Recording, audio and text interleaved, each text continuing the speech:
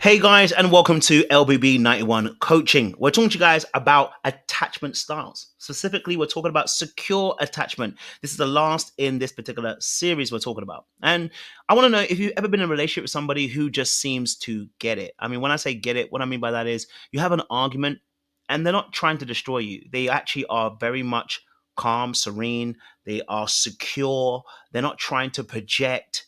They are not trying to belittle or gaslight you in those moments or even try to win the argument. They're actually looking to understand.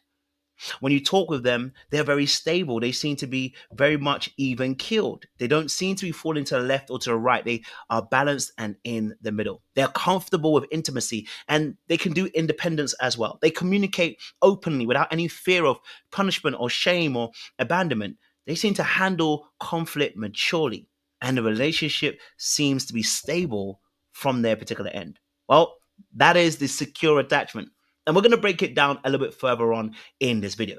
Like always, I want you to do me a massive favor. If you're new here, you're going to like it, you're going to share, you are going to subscribe, and you're going to click on that bell button so you can be notified of when I go and upload. For those of you who are returnees, I don't know. That's my little joke. That's my little joke. I'm only playing with you. Okay.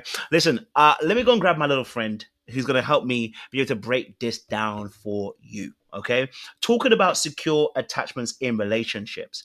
These are wonderful people because they are the people we're trying to emulate. And I say we because I myself are also growing towards that space.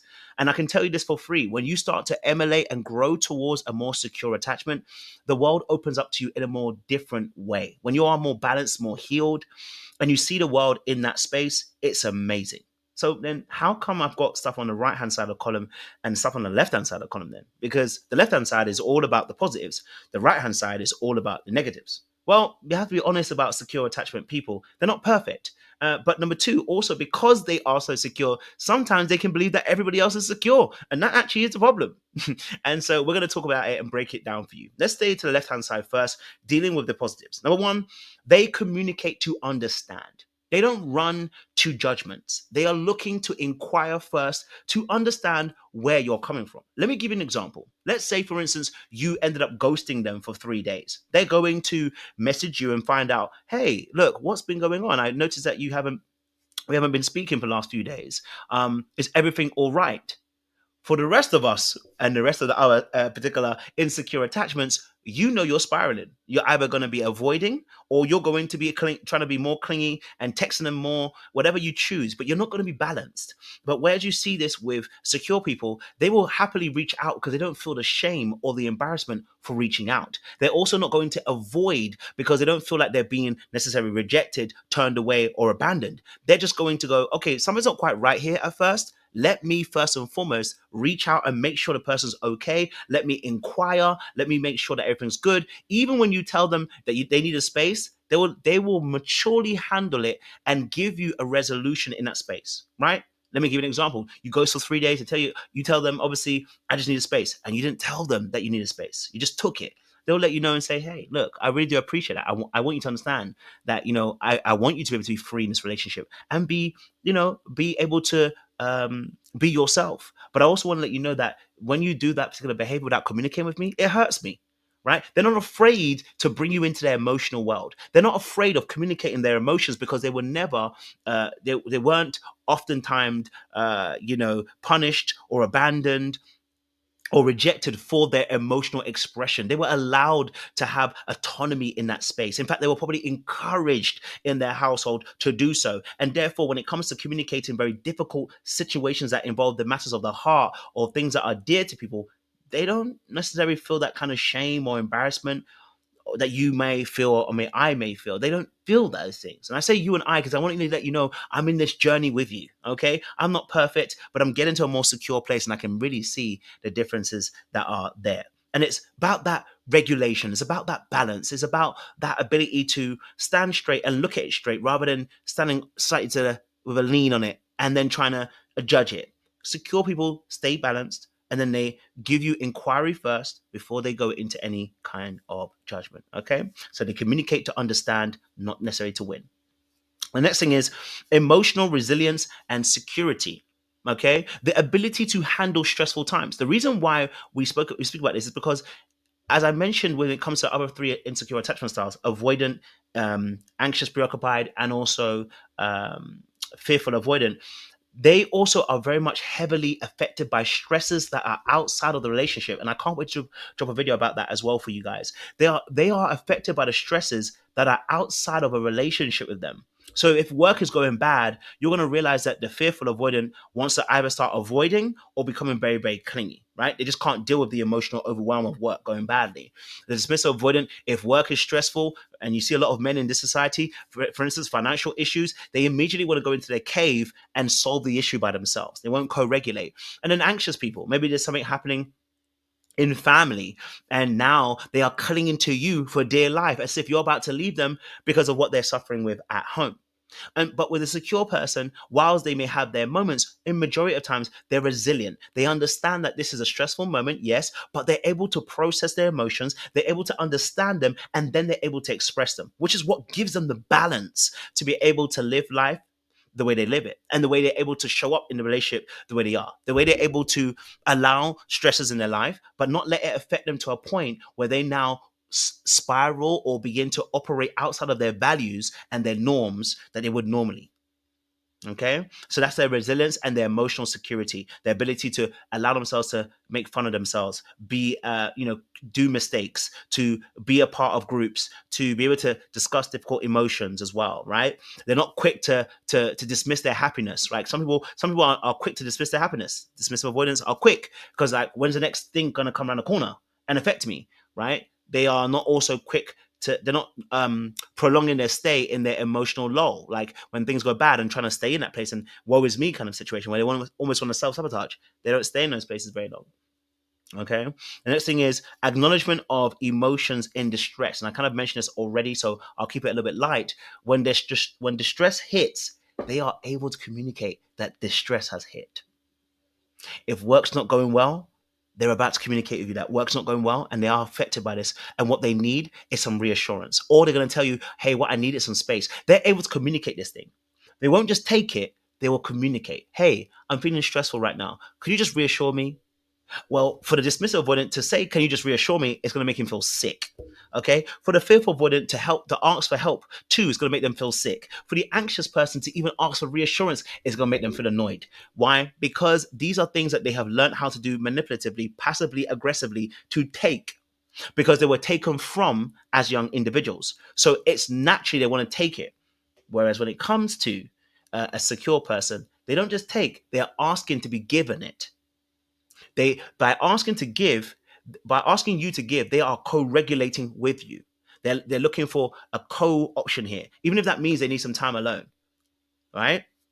Number four, they're able to set really good boundaries. And so when it comes to their visions, their goals, they'll tell you this is their boundary. If it comes to personal values, they'll tell you this is their boundary. And they're not afraid that if they tell you their boundary, you're going to say, well, I'm up and leaving. They're not afraid that when they set a boundary, you're going to be like, you're going to try and manipulate them or throw the arm up in arms. They're not thinking about what you're doing. They're only thinking about this was what works for me. Whereas when it comes to the other insecure attachments, they're always thinking about what the other person will do and how that will lead to one of their core wounds: abandonment, rejection, and betrayal. The secure person doesn't have necessarily that weight of core wounds, or better yet, it doesn't hit them the same way. And so for them, they're not thinking about you when they are telling you their boundaries. So they're not afraid to set boundaries. They know where they begin and where they end. And that's why sometimes when you get into a relationship with somebody who is secure, it can be a really great benefit for those who are in secure attachment, because they're now going to start learning, oh, I can say no. Oh, I don't have to people please. Oh, I'm allowed to, have my needs met. I can ask for that and I can receive it. I don't have to just take it. Wow. And it becomes a very steep learning curve for a lot of people who date secure people. Now, let's go to the right hand side of the column, some of the negatives. Because again, it can be a great experience, but it can also be a very bad experience. Why? I always say this: perfection exposes imperfection. And when that does happen, sometimes the imperfection is too scary to really acknowledge. And so we want to push away perfection. With secure people, they can be unintentionally complacent because they believe that they're secure and they believe that you should be secure. So the way that they are dealing with situations, they may not take into consideration that you may not see it that way because in reality, how do you not? That's not how they grew up. So they can be, in some cases, unintentionally complacent. And that's very rare and few in between. Number two, they may struggle to relate to deep wounds or being deeply wounded people because, again, they don't operate on that level. They don't see it that way. They don't project necessarily in the same ways that deeply wounded people do. They are not as afraid of rejection like that. So they're like, why can't you get up and go and get your goals? I do it. Why are you afraid of them rejecting you? Why are you thinking about them about they can sometimes not necessarily relate effectively with the people. But again, they're good empathizers, so they should be okay with that. But it is sometimes they just sometimes don't relate as often in the same measure and the same form.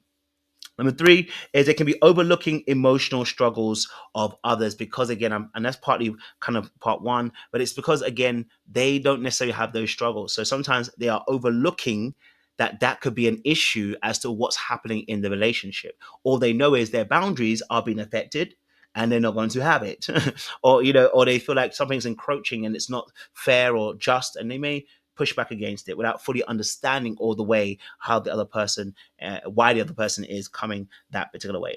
And number four, they may walk away too quickly unknowingly from relationships. Now, that is me being facetious because reality is if they're walking away, yes, maybe someone else could have stayed that longer, but for them, that was not benefiting them. And they're willing to forego that relationship if it does not benefit them. I think that's the right thing to do.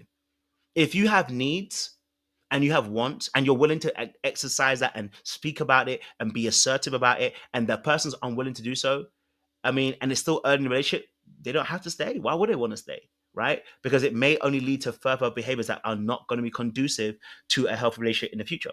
So for them, they may leave some of those relationships a little bit early. Maybe if they had stayed a little bit longer, that person would have grown to understand where they were going wrong and change their behaviors. But again, I think that's me being a little bit more facetious in that space. Secure people really again understand that their boundaries are important, their needs are important, their wants are not important, their vision, their goal, their ambitions, their dreams are all important. And they will let you know. They will let you know that this is important to them.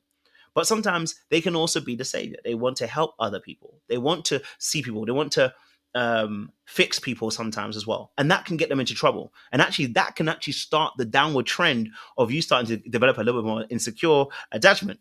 But that's again another video for another time. If you are someone who is dealing with a partner who is secure, or maybe you are a secure person and you're dealing with somebody who isn't necessarily secure, and you're wondering, how do I handle that person? How do I love that person effectively? Then you need to reach out to me. This is a perfect time to click on the link down below in the description box and sign yourself up for my coaching. Mate, we're here to help you transform, grow, and heal as much as we can, and do it with speed as well. So once more again, like, share, subscribe, click on that wonderful bell button for notification of the uploads.